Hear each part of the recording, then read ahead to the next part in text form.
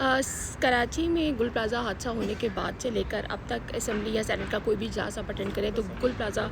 का जो हादसा है वो कहीं ना कहीं हॉट टॉपिक के तौर पर डिस्कस किया जाता है। लेकिन इसमें इसको हॉट टॉपिक इस तरह से बनाया जाता है कि ज़्यादातर लोग पीपल्स पार्टी के ऊपर तनकीद कर रहे होते हैं और इस हवाले से भी तनकीद कर रहे होते हैं कि इनके पास इवन आग बुझाने की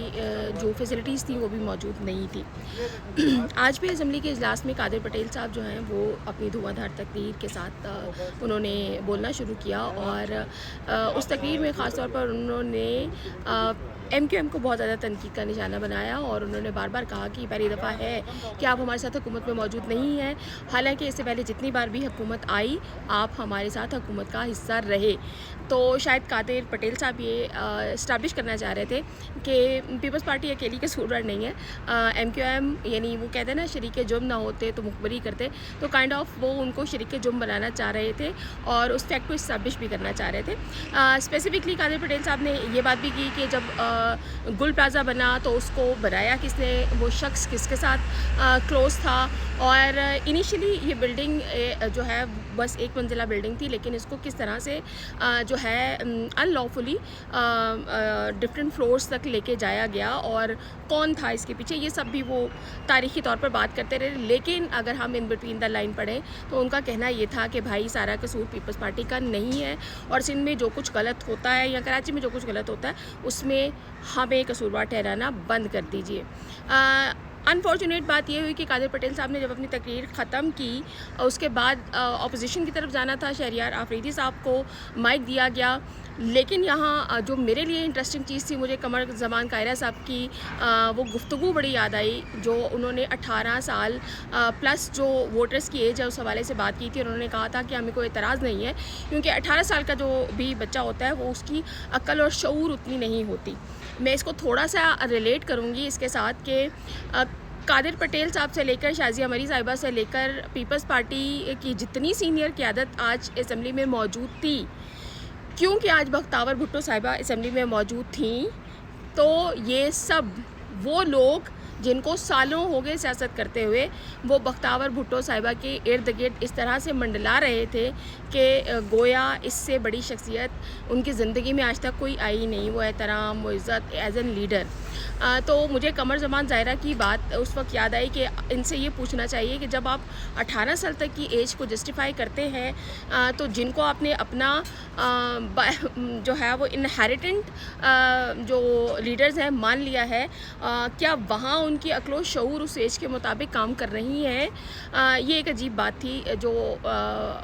या आप यूँ कहें कि दोगलापन आपको बहुत वाज़ेह नज़र आ रहा होता है कि आम आदमी के लिए ये क्या चाह रहे होते हैं और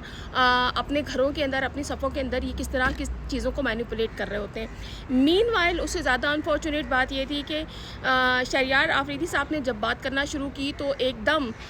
जो पीपल्स पार्टी की सारी क़यादत थी वो बख्तावर भुट्टो साहिबा जो थी उनके इर्द गिर्द जमा हो गई और गुफ्तो शनीद शुरू हो गई और उसमें एक आप यूँ समझ लें एक पावरलेस जो पर्सन है वो हमारे स्पीकर साहब आज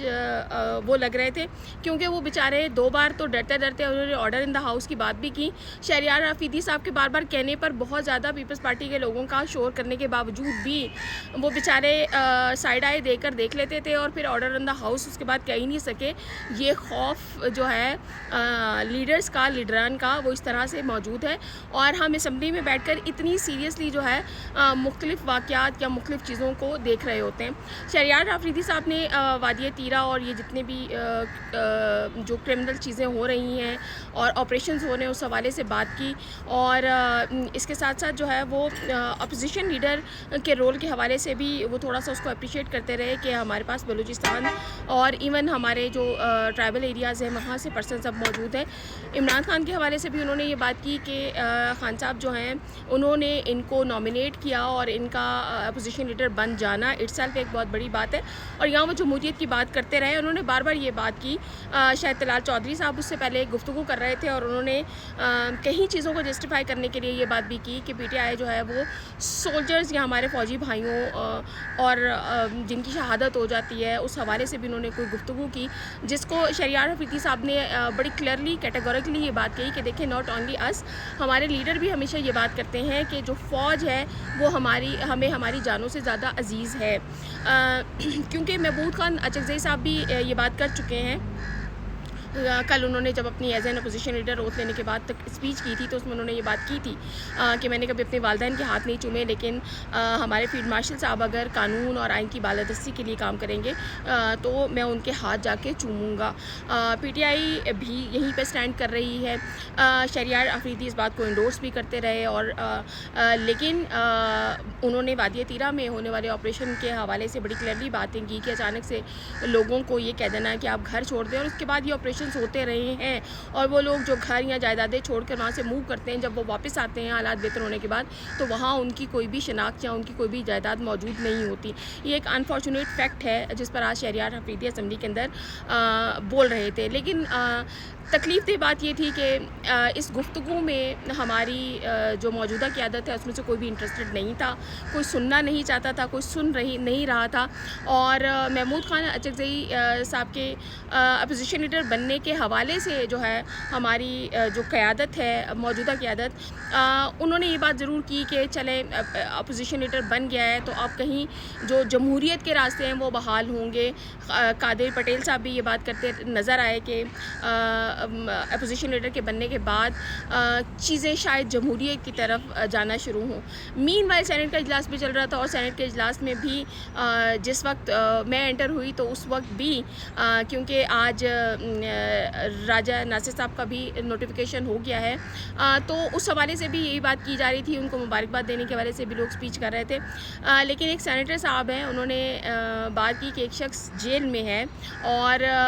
وہ جیل میں کیوں ہے یہ سب کو پتہ ہونا چاہیے، کیونکہ وہ یہ کہا کرتا تھا کہ تم بھی جیل میں جاؤ گے، تم بھی جیل میں جاؤ گے اور تم بھی جیل میں جاؤ گے، لیکن آخرکار وہ خود جیل میں موجود ہے. ناصر محمود صاحب یہ بات کر رہے تھے اور انہوں نے یہاں پر ملک ریاض اور القادر ٹرسٹ والا جو قصہ ہے اس کو بھی دہرایا. پھر انہوں نے فرح گوگی کی بھی بات کی، انہوں نے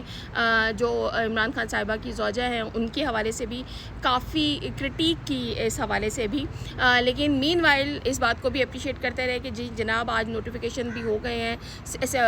قومی اسمبلی میں بھی ہو گیا، سینٹ میں بھی ہو گیا، تو ہو سکتا ہے جمہوریت کے راستے بحال ہوں. اور بار بار انڈورس کرتے رہے کہ ہم پہلے بھی جمہوریت ہی کی بات کرتے رہے ہیں اور اب بھی ہم جمہوریت ہی کی بات کرنا چاہتے ہیں.